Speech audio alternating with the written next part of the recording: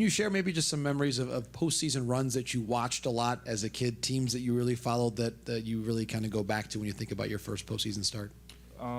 Yeah, right away I think about probably the Yankees, Red Sox, early 2000s, all those games, and seeing the streak broken for the Red Sox, and watched a lot of Yankees growing up, so that's the one that probably sticks out. Go in the front right here. Francisco Velos from Grupo Formula. I used to live in Seattle before living here in Houston. I know that Seattle is a great baseball town that don't have the luxury or that other teams, other cities to have a postseason game. So first of all, to talk about that, how does it mean as a human being, as a resident of Seattle, to give them a postseason for the first time in so long? And also, how do you guys plan to beat the Houston Astros and keep their offense under wraps? Yeah, man, it's really exciting. Just winning last series and knowing that we're going to have home games in Seattle. And we feel the energy, we see it, we feed off it. They've been so good to us for so long, and the city's ready for it. So it's going to be really exciting going back there and just seeing T-Mobile packed and feel the energy being out there. As far as the Astros, we've faced them a lot this year. We've, went back and forth. We've won some, they've won some. I think at this point it just comes down to execution. We've seen each other a lot of times and familiar with each other, and they have a lot of good players, so it just comes down to execution. Go just to the left in the middle back there. Hey, Logan. Aaron Goldsmith, Mariners broadcast. Hey, Logan, if you look at your fastball month by month for your whole career, the month you're coming off of in terms of your average velocity, the quality of contact against it, the swing and miss, I mean, it really was, you can make a strong case pretty easily, the best month for your fastball of your young major league career, when you would think that maybe it would be one of the more taxing months just simply because of the innings. Is there something that you attribute that to? Hard to say. I mean, I think it's just exciting. It's an exciting time, and we're deep in the season, and we were trying to make that postseason run to at least get into the postseason, and now we're here making that run. So I think just being out there, knowing that we're playing in big games and big moments, it's easy to get up. Your body gets excited and amped up, so I think that's probably a big part of it. Go right here in the front, Dan. Logan, you were slated to start Game 3 if you guys needed to, but you get the benefit of a few extra days rest, and I think you'll have 9 or 10 days at this point between starts. How much does that help you at this stage of the season, and how, if at all, did your routine change kind of coming into this one, given all the extra rest you had? Yeah, definitely. It's a big change knowing that we usually go on 5 days and now getting those extra days. And I've been off the mound a couple times because I thought I might be starting in Toronto, and just wait to see how everything plays out. So it takes a little adjustment, but for good reason I had to wait 9 or 10 days because we ended up winning the series and being here. So it's all good changes and nothing bad. It's, if anything, good to get a little extra rest, especially at this point in the year. Stay here in the front with Ryan. Logan, can you imagine Cal not catching you in a game? What is your relationship like, and does he really have a big dumper? Cal's the man. I'm just so excited. I've said it so many times, but where he's at right now and what he's done for this team, we wouldn't be here without him. So it's really exciting to see that, just as a teammate, but as a really close friend, for what he's done for this team and for the entire city. Everybody loves him, and you can tell. So we have a really, really good connection. We've had it since early in the minors, so it's going to be fun throwing to him. And for your last question, probably I'd say yes. Go in the back left, Shannon. Shannon Dreyer, Seattle Sports. Logan, routine aside and not knowing if you would pitch on the final day in Toronto or not, what has the anticipation been for your first start in the postseason, and what has it been like taking it all in, learning the atmosphere, and watching everything that you just watched for a couple of days there? Yeah, it's a dream come true. I've watched these games since I was little, grew up dreaming out playing in these games, and now we're here. So I'll take the mound tomorrow, and it'll be a dream come true. And I was just excited, thinking I might be thrown in Toronto and just waiting and, getting a little antsy because I want to be out there. And now finally getting my turn, it's just really special. It's something, just to embrace it, take it all in for a second. It's a big deal to be here, and this entire team has earned it. So I'm just going to try to do my part and help the team. Go right here in the second row on the right. Matt Calkins, Seattle Times. couple trends that stand out if you look at some of your numbers. One is how well you've done against Houston individually this year. 4 quality starts. I think you went 7 innings, 7 shutout innings in one of them. And another one, this isn't related to Houston, but this time of year, last September and this September, have been lights out for you. Is there anything you attribute either of those trends to? Yeah, hard to say. I think at this point in the season, hopefully just get everything ironed out. However you're feeling. I mean, some guys might taper off, but fortunately I've been in a position where I feel like everything's just kind of come together and clicked late in the season last year and this year. So hopefully I can continue to just hold on to that and move in that direction. But I don't think there's any magic answer. Just having a good feel for your pitches and, like I said, getting everything ironed out. Would you say the same is true with how you face the Astros? Yeah, well, that's a little different because it was throughout the year at different points. Like I said earlier, I think just execution. It's not always it's not an easy matchup. So I don't want to put it like that, but I think I've just been fortunate to have some good games this year and hopefully keep that trend rolling. Go in the back middle, Dave. Logan, Dave Sims from the Mariners broadcast team. The goatee, the mustache, attitude enhancer, a little bit more of a badassery look. Big time. No, I don't know. I don't know how it started. Probably Cal pressuring me into it. But yeah, I'm just rolling with it, hoping it helps. Go on the left here in the second row with Corey. Hey, Logan. Corey Brock with The Athletic. I'm curious, after your rookie season, which certainly feel, there were some bumps along the way. There were some really good outings. What were the major points you took in the offseason that you wanted to improve upon, and where do you think you made the biggest gains? I think it's just consistency, and I think it'll always be that way. You're always trying to clean it up, but probably from an off-speed perspective, made some tweaks and talked about that going into spring training. But, like I said, nothing's ever perfect. You're always moving in that direction, and I think even during the course of the season, I've kind of continued on that progression, iron some things out, and just get that feel that I'm talking about. Go back here on the right with JP. Logan, do you have a favorite play that Julio Rodriguez has made this season that you watched? And what is it like to just begin a series and have that sense that he'll do something special to help you win a game at some point? Yeah, man, I remember his first home run. That sticks out for sure. A couple catches he's made definitely when I'm on the mound are the ones that stick out. And, he's awesome to have out there selfishly when I'm on the mound because I know that anything out there, he lets me know when we go in the dugout too. He's like, just give me the ball, I'll catch it anywhere. And I believe him because he'll track it down. He's that fast, and, he's a really special player. Awesome to have on our side. Go in the back middle. Aaron Goldsmith with the Mariners broadcast again. Logan, you have been really aggressive for your career on first pitches of at-bats, a lot of fastballs. Opposing hitters have been really aggressive against you on the first pitch of the at-bat. Over the course of this season, a full 32 starts, how have you combated that, worked towards that, altered things, not altered things? What's been your overall approach on 0-0 counts? Yeah, you're trying to be aggressive and getting a good count right away. So you want to go right after them. Of course, not get too predictable. I think it changes as you turn over the lineup, as you get deeper in games, as you've seen teams multiple times. So it's a little bit of a chess match. There's a lot that goes into it, but I think from my strengths, I just like to go right after people and, also work with the catcher and try to get a feel to turn the tables on them a little bit before they catch on to whatever we're doing. Go in the back left, Ron. Hey, Logan, Rick Riz, Mariners broadcast. Could you just talk about the defense, this year? It's nice to strike out a lot of people, but knowing that you're going to throw a pitch at a good location, ball's going to be in play, these guys, make the plays behind you all season long. What's it like, doing that and watching your defense behind you? Yeah, it's been amazing.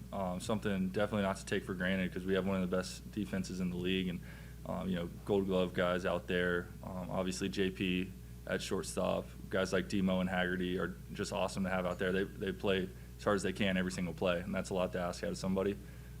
So being a pitcher, that's what you want to see behind you, guys that are working that hard, and I really appreciate everything they've done. They've definitely saved me a bunch of times this season. Go over here in the front row on the right. Ryan. Logan, Ryan Divish, Seattle Times. I didn't do that before. The the Walter personality and being stubborn and intense on the mound, when things aren't going or Cal or Pete is talking to you about something you need to change, how do you kind of process that when you're focused on what you are? Because Cal had talked about how stubborn you are at times and how much you guys butt heads about different things, discussing pitching and catching, what he's seeing, but what you're feeling. Yeah, he's let me know that a time or two. I think it's a give and take, and in a good way. You want to stay true to who you are and what makes you successful, but also know there's a time and a place where you have people, hopefully, in your corner that know, what they're talking about. Unfortunately, in our organization, we do, and Cal and the catchers, guys that see that kind of stuff. So you want to take in all their perspective, what they have to offer, and just kind of blend that with what you know, and hopefully turn that into the best version of yourself. Stay right here in the front row. Hey, Logan. Daniel Kramer with MLB.com. You've had a few starts against Justin Verlander this year, and after each you've kind of talked about what you admire about his game. Have you gotten a chance to at all get to know him, and what have you seen from him from afar in this career renaissance after Tommy John at 39 years old and probably going to win the Cy Young? Right, yeah. No, I haven't gotten a chance, but obviously really respect him, and so impressed with what he's done this year, especially after TJ, like you're talking about. But he was one of the guys I looked up to growing up early on. So it was a big deal getting a start against him. It's a big deal tomorrow. So definitely take that in. It only adds to the situation. I have looked at his game. We're not identical pitchers, but there's some things to take from him. I really like what he does with his slider. So, really respect him, like I said, and it's gonna be, I don't know, an honor, I guess, to start against him. One more in the back left. Logan, Rick Riz, Mariners broadcast. Can you talk about the fan support this year? To see all those fans at Rogers Center the other day celebrating with you guys on the field, the thousands that show up at the ballpark for to watch the game on Mariners Vision. Can you just address what your thoughts about the support of the fan base throughout the course of the year to give you all that support? Yeah, can't say enough about them. Obviously, this is the only place I've played in Seattle, but I would say best fans in the league for sure. With just what you feel from them, they care. They're so passionate. They show up throughout the entire year, and especially late in the year, we feel how excited they are for us and kind of pushing us on. I even saw the video, the rally shoe and all that stuff, and they're showing up to the ballpark and we're not even playing there just to watch us play somewhere else. So it's amazing to see that, and something you never take for granted just because they care so much that they're a part of this too. Once again, Francisco Velos from Grupo Formula. Welcome to Houston. And same thing as I was asking you opening the picture, it must be nice to give Seattle this new opportunity to have a postseason game after so long. What does that mean to you? And what is, in your opinion, what Seattle must do in order to defeat a very powerful Houston Astros team?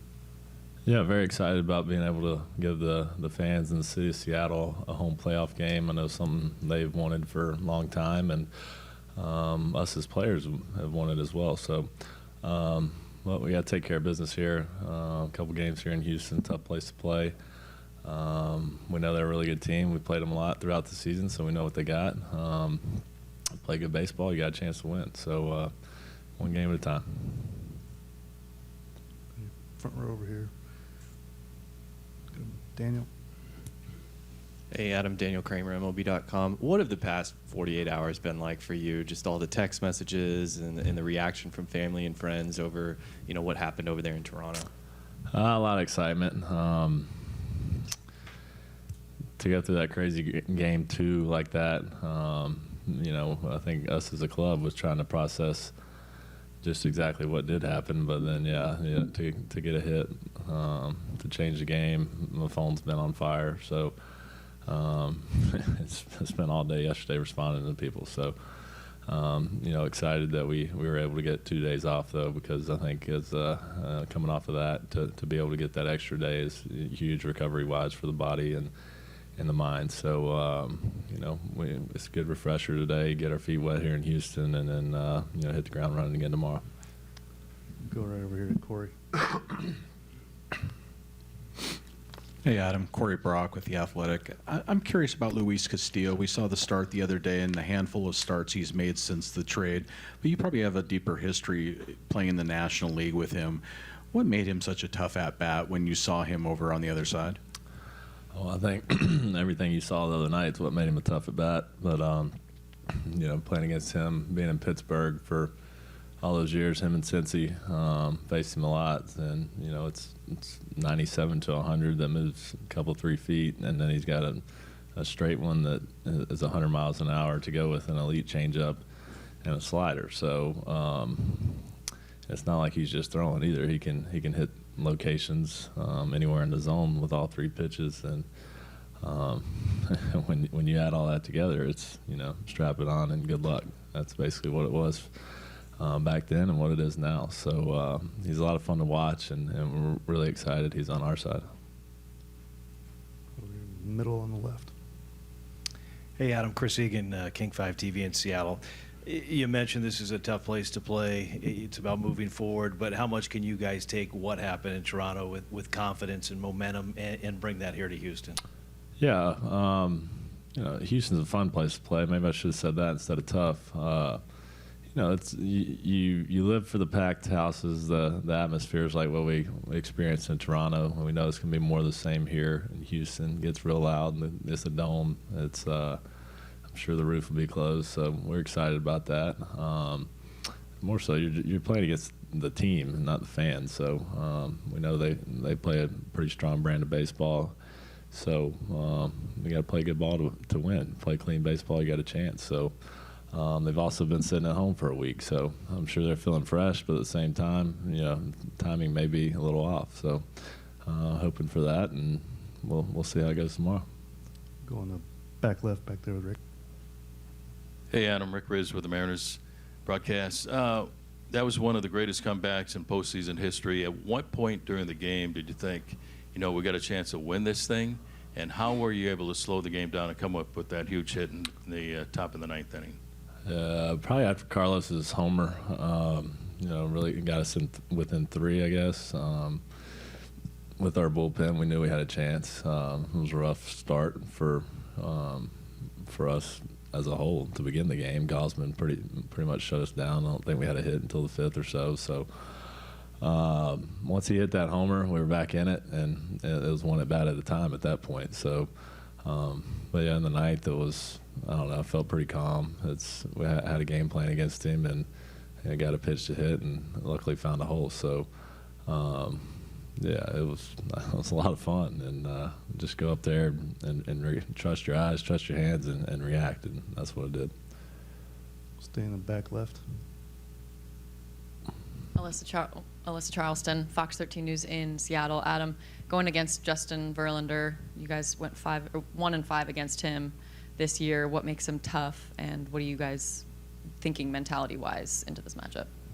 Everything makes him tough. It's you know, he's a Hall of Fame pitcher. He's been doing it for 20 years or so. He knows how to pitch. He's got good stuff. You know, he's kind of like Castillo. He throws upper 90s, and he can move the ball around the zone wherever he wants, and then he's a pitcher. So you just gotta try to hit the mistakes, foul off the tough ones, and hit the mistakes. That we've gotten to him a couple times, so we know what to expect, and I think being able to face him throughout the year is going to help us, because that helps you with any pitcher, I guess. But yeah, so looking forward to that challenge tomorrow. Go in the second row right here. Matt Calkins with the Seattle Times. Adam, you were pretty open at the early part of the year about how you were struggling a little bit and trying to find yourself. Just curious what the next few months were like for you mentally, able to kind of find your footing again, and how much you appreciate it now, having kind of been the Game 2 hero and one of the Game 2 heroes. I don't appreciate the struggles at all, but it's been a grind all year, really. It's you feel like you're going good, you line out a couple times, maybe don't get a bounce your way, and just feel like it's been a roller coaster. So it's just compete now. Go up there and compete, see what happens, and try to get all the swing mechanics and thoughts out of your head and just go compete, and that's where I'm at. We'll stay on the right with Larry. Larry Stone, Seattle Times. On JP's double, he spoke of looking back and seeing you hauling around the bases. Did you kind of find an extra gear on that play? Was that the fastest you've ever run around the bases? And what was your thoughts on that whole play as it unfolded? Yeah, I don't know. I just put my head down and ran. I mean, 2 outs there, you're going on the swing, and then I see them, converging together. So, if it fell, I was going. I knew how the turf in Toronto is pretty bouncy. For them to be able to field that cleanly would have been a challenge. And then, unfortunately, they collided, and Springer got a little banged up there. But it bounces over Tapia's head, and then Manny's swinging his arm. So I never slowed down. And, I knew what that run meant, especially, for that ball to fall, it was everything for us. And, I wasn't planning on stopping, unless they were going to have to make a play to get me at home. Go in the back, Shannon. Shannon Dreyer, Seattle Sports. Adam, before the series in Toronto, so many guys talked about not knowing what to expect because they hadn't been there. What are some of the things that have been learned about the postseason and playing postseason games with this group? It's one pitch at a time, which it's like that all season. I guess it just gets amplified a little bit, but it'd take a little more out of you because it's that more, you're more locked in. Everybody's more locked in. The crowd's in it. You just feel like there's just that much more energy. So, but other than that, it's still baseball. So you might have a little excitement, nervous energy in game 1, but once you get your feet wet, it's just a baseball game, and with a packed house, which is what you want anyway. So just it's one pitch at a time. We'll go right here in the front with Daniel. Adam, you guys as a team over the past 2+ months have hit a ton of homers. And how important has it been from guys like you at the bottom order to just get on base so that if you keep the line moving, that eventually you guys will do some damage with runners on scoring position and everything? Yeah, I guess it goes back to knowing your role. It's obviously I'm not the home run guy, so just do whatever I can to get on base. But yeah, to keep the line moving is kind of something we've talked about all year, and when not just our team, when any team does that, you're going to be in a position to win a game. But yeah, we got 5 or 6 guys in the lineup can leave the yard at any point. We got 20 or so homers, and that's good for us. It's real good for our offense, and it's dangerous. It makes us dangerous in the postseason when we can. We're not a big strikeout team, so we keep the line moving, as you said. We'll go one more in the back with Shannon. Adam, Scott talks about you kind of having opinions on a lot of things during the game and mound visits and things like that. You're in it. You are watching everything very closely. What do you like about this team right now, where they're at? Yeah, that's how you get guys out and stuff like that. You're paying attention to, how they're swinging, what they're doing.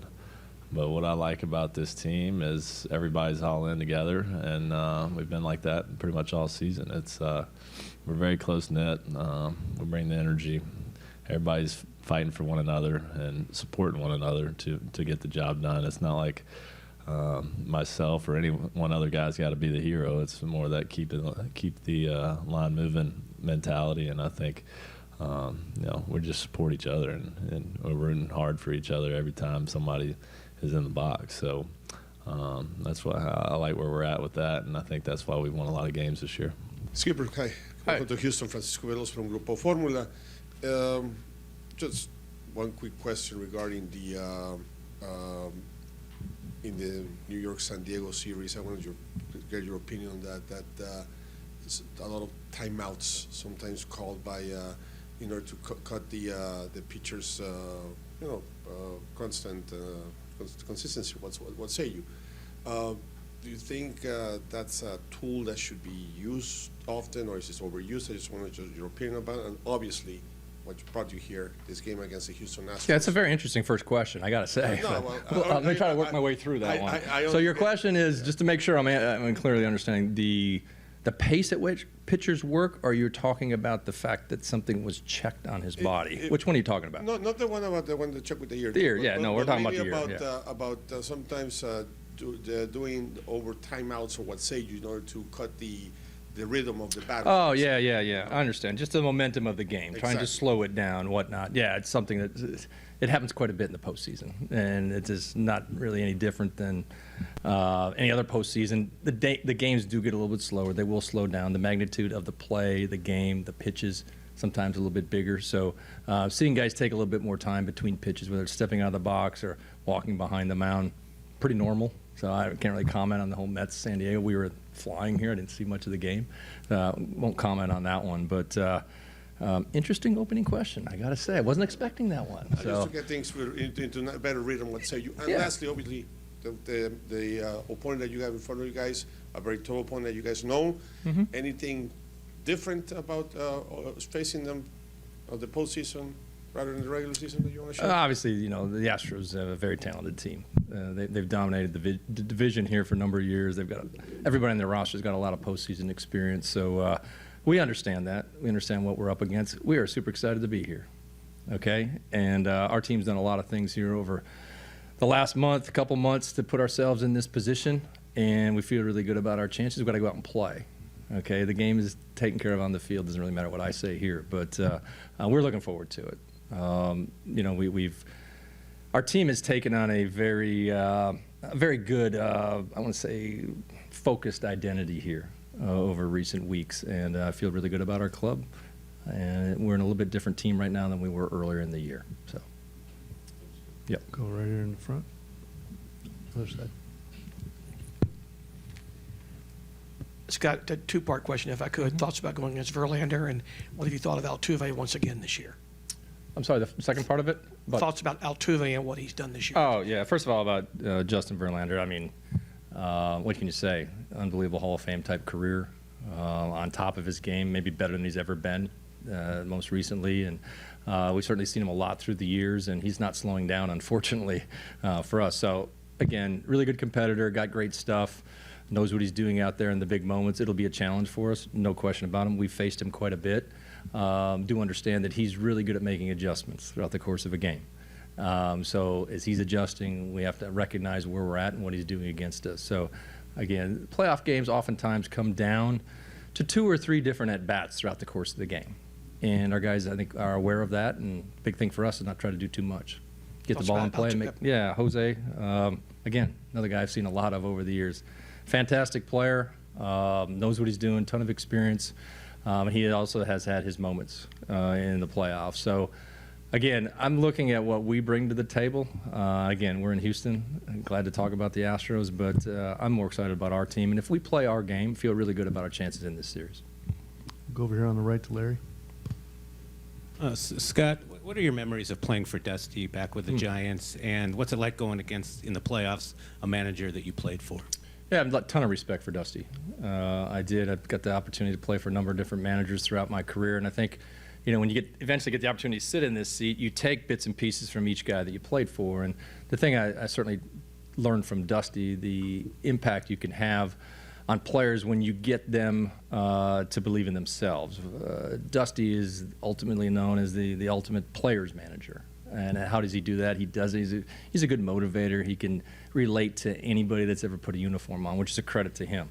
So I certainly have learned a lot from him in the short time I played for him. I think getting the opportunity to manage against him, again, ton of respect. I know how he does it, in his clubhouse. And again, everybody manages the game a little bit differently, but he does it the right way. He's a pro.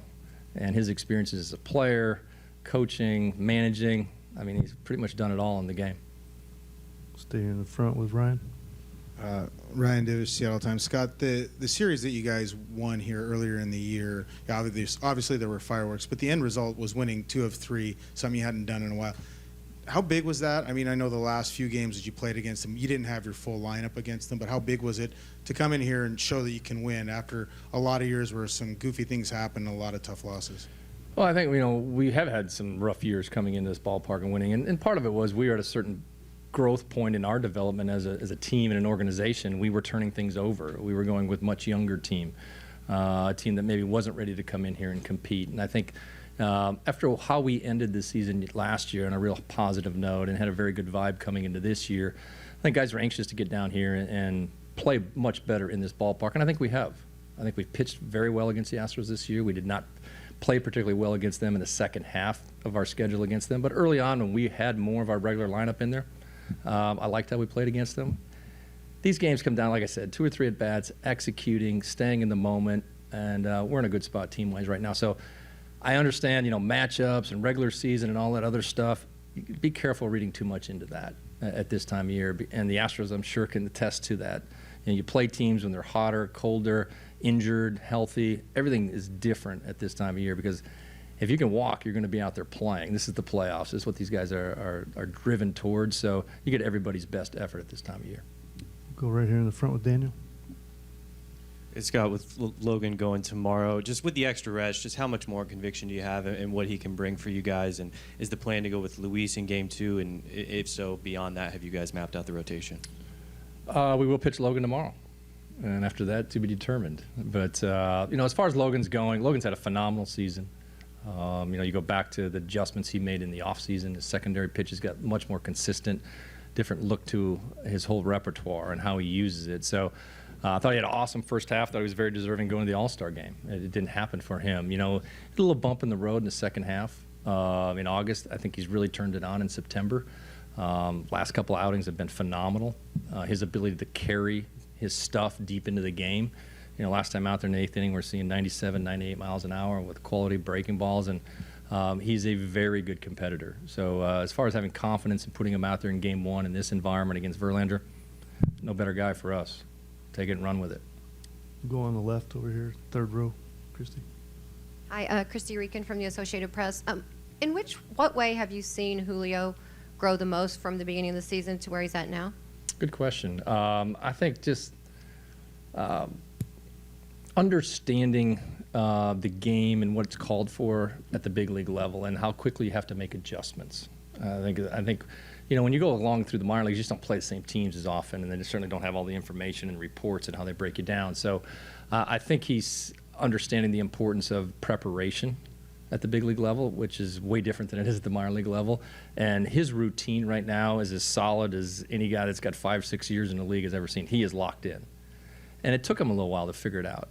How much time to spend with the media, how much time to give friends and family when he's on the road, like teammates, and how to put it all together. At 21 years old, I wasn't ready to do that. So credit to him. But I think that's the biggest thing. His ability to make adjustments in game is outstanding. He understands what they're doing to him in the batter's box and how he needs to maybe make an adjustment to get the results he's looking for. But above and beyond that is his preparation and his routine when he gets to the ballpark every day. And it took him a while. It did. It did. Like, do I show up this time? What do I do when I get here? Like, he right now has an awesome routine. That's a credit to him and also some of our veteran players that have helped him out. Go in the back left, JP. Hi, Scott.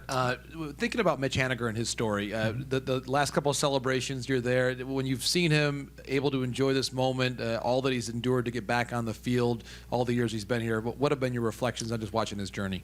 Both Mitch and Marco Gonzalez have been here the longest with me and kind of see the whole turnaround from where we were in 17 and 18 to kind of, the step back, rebuild, whatever you want to call it, and those guys being a part of the entire thing through it. Now, in Mitch's case, dealt with a very serious injury.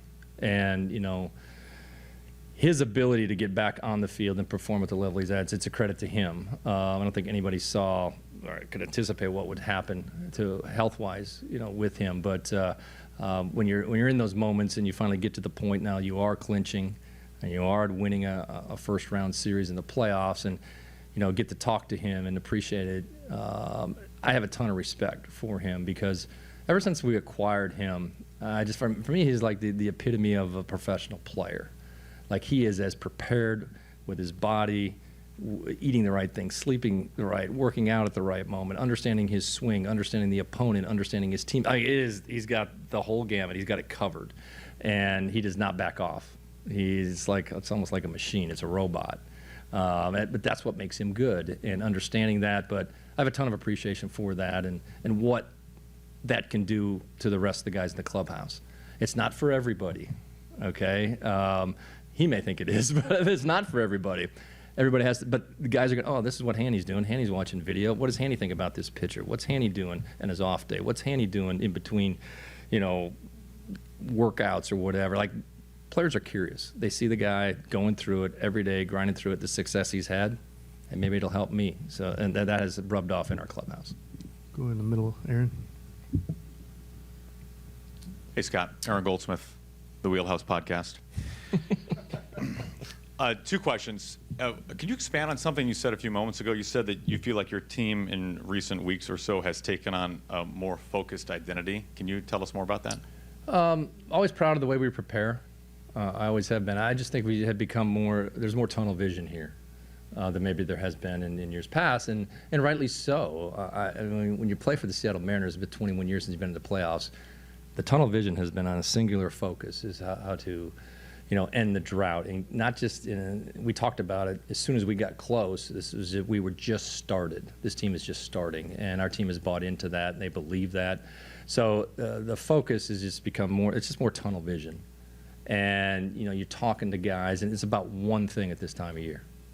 And that's the beauty of the playoffs. It's about one thing. What do we need to do to win today's game? It's not about preparing for the next day, or we need to give this guy 3 or 4 days off, or this guy needs a mental break. It's all about, no, Skip, what do you need me to do today? Whatever I can do to help the team win, I'm in. Like, that's the beauty of the playoffs, and that's where our team's at right now. So that's what I meant by that. So kind of along those lines, we had a chance to talk to Jose Altuve today and ask him what he's seen from the Mariners this year. And he said that the Mariners are playing not to be heroes, they're playing to win. And I'm guessing all 30 managers would like it if that was said about their team. And it hasn't just been the last 2 weeks that's been the case, right? So with that in mind, how have you managed to instill that type of mentality in your clubhouse? It takes time. And I think along the way, you have to make some tough decisions, and maybe there's some people who don't buy into that philosophy, and then you have to kind of weed them off your roster, so to speak. But you're ultimately looking for a group of guys who can buy into that and doing the little things and not being focused on being a hero. And, we've seen it play out for us a number of times throughout the last couple of years. We play in all the close games, and we have a knack for winning them. And I think we win them because we're not looking to be heroes. We talk about it openly. When we're in those moments, you'll often hear guys say, this is our type of game. We got this. And I may start it, but I may whisper it in the right person's ear that can pass it along to the rest of the group, and it becomes a vocal battle cry, so to speak. But that's what it takes. And at this time of year, it's all about team. It's one thing that matters. What's going to allow us to win that game? Go in the back left to Alyssa. Alyssa Charleston, Fox 13, Seattle. Servais, I was just curious, the difference between players coming into the dugout when you're down in the past, when you're down 3 or 4 runs back in 2019 or 2020, the vibe in the dugout at that point versus even on Saturday. What are the main differences you see with either players talking or just the presence they have, I guess, to know that it's not over? Yeah, first of all, it's different players that are in there. That has a lot to do with it. In 19 and 20 and 21, we didn't have Julio Rodriguez, to be honest with you. What he has meant to our team, not just on the field, but the constant energy and joy to play baseball is very unique in our game. And I don't know if there's too many players that have it. I say this, he's 21 years old. I hope to God I'm saying it when he's 31 years old. Because if that's the case, yeah, I mean, it's going to be some kind of special. So he's been a lot, but the players are different. The personalities are different, and how they approach this thing.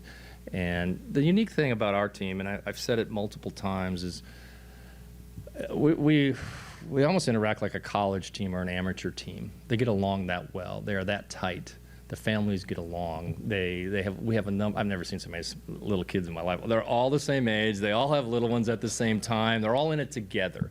They're all living life at the same pace, so to speak. And again, the backgrounds are all different, coming from different parts of the country and the world, but they're all going through it together, and they're leaning on each other, and it shows up in those moments. When you're down in a ball game, and you're in a bad losing streak or whatever.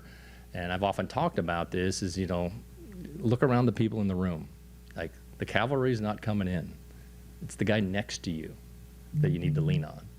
And that's part of being a good teammate, which we talk a lot about as well. So I've openly talked about this. This is my favorite team. I love this team.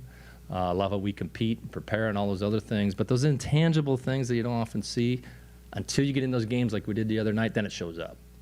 And it's fun to see it when it all comes together. On the second row with Matt. Matt Calkins with the Seattle Times. Good to see you, Matt. Yeah, you too. Scott, obviously this is the biggest moment to date for Logan Gilbert coming up tomorrow.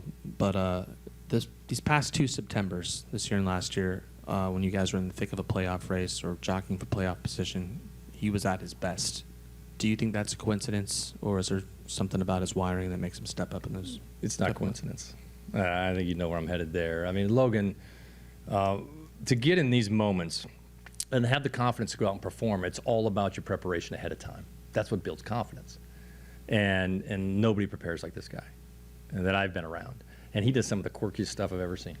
It really, it's balls, it's a bag he carries around with I don't know how many toys and trinkets and all the other exercises and things he does with it. It works for him, and we're not changing it. But he believes in it, and he does not get off it. He stays on the program and the process. And for me, that's what you're looking for in a young pitcher. You also want him to be able to throw 98 miles an hour and have nasty stuff, which he checks that box as well. But I go back to a funny story with Logan. The first time I ever met Logan, we drafted him. We could bring him in like we do all the first-round draft choices, and you get to meet him. He'll stop in the office for a minute, and he's nervous as heck. And the kids he had a suit and tie on and the whole thing. And I talked to him for a few minutes. And in 2018, we were kind of going through a playoff push. We were in a big spot, and he was in the stands that night, sitting down close to the dugout. And I happened to notice him about the 5th inning of the game. I was like, oh, they stuck him down close to the dugout tonight. He wanted to, and it ended up being a walk-off Nelson Cruz, walk-off homer that night. And as the guys are jumping up and down and charging the mound or whatnot, I happened to look over to him, and I'm walking out, and I look at him. I said, "You will be out here in 2 years." I never forget it. He remembers it too. Okay? It's just, you have those moments with players. I knew he needed to be a dude for us to ever get here. Okay? So why not start in that moment? Because this is ultimately where we needed to get to. So he's been dialed in. He believes in the Mariners. We certainly believe in him. Go on the second row, Corey. Hey, Scott. Corey Barak with The Athletic. I'm curious, when you guys put together your roster for the wild card series, just being a 3-game series, it didn't appear, at least from the outside, there were a lot of challenges. What does a 5-game series in terms of settling on roster composition mean? Does having more pitching seem prudent? Not asking you to give away any secrets, although you're welcome to, but if you could kind of just walk us through the challenges there. Well, I think it is different, 3 to 5. Certainly much different when you get to 7-game series. But, for us, probably as much as anything, you're looking at the healthier team. Carlos had the hamstring, bark up the other night on him. So you're taking all those factors into play, when you're putting a roster together. The one thing that is a little bit unique in this 5-game series is the off days. There's an off day before Game 2, there's an off day before Game 3, and that plays into the decision-making as well. Go in the back left for JP. Scott, just thinking about the importance of Houston in your own baseball journey. Of course, they drafted you out of Creighton, 3rd round, and you play your first game for the Astros and your last game for the Astros. Just maybe reflect on some of the people who made the biggest impact on you during that time. Great question, JP. I'll go down memory lane here for a minute. When I first started with the Astros, Bill Wood was the general manager. Bob Watson was the assistant general manager at the time. This is going back to when I got drafted in 1988. I was a 3rd-round draft choice. Luis Gonzalez was the 4th-round draft choice that year.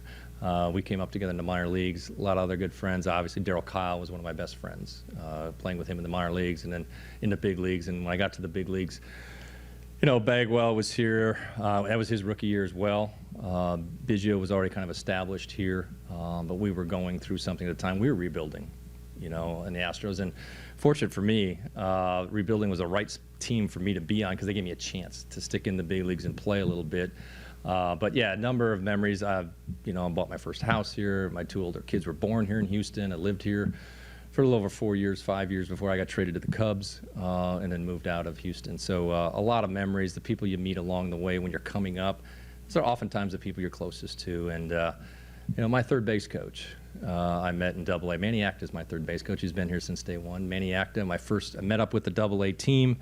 My roommate, when I met the team, was Manny Acta. So I've known Manny a long, long time. He obviously cut his teeth with the Astros and then moved up their system into managing, and before he moved on to big league jobs elsewhere. So a lot of ties here to Houston. Dr. McMullen was the owner here at the time when I came in. It's on and on and on. I think I can go too long. I'll stop right there. But yeah, it means a lot. Every time I come back to Houston, still have friends here. And certainly get a chance to see, some old teammates that you spend a lot of time with. Go one more with Ryan here. Hey, Scott, you mentioned Carlos's hamstring. Is that okay? Is he going to be able to post? Yeah, he's good to go. Yeah, was it just? He got a cramp Okay. in his hamstring. It happens. It happens more when you get older, obviously. I have them sometimes in the middle of the night. Unfortunately, he took a big hack the other day, and then when I went out there, it was his hamstring.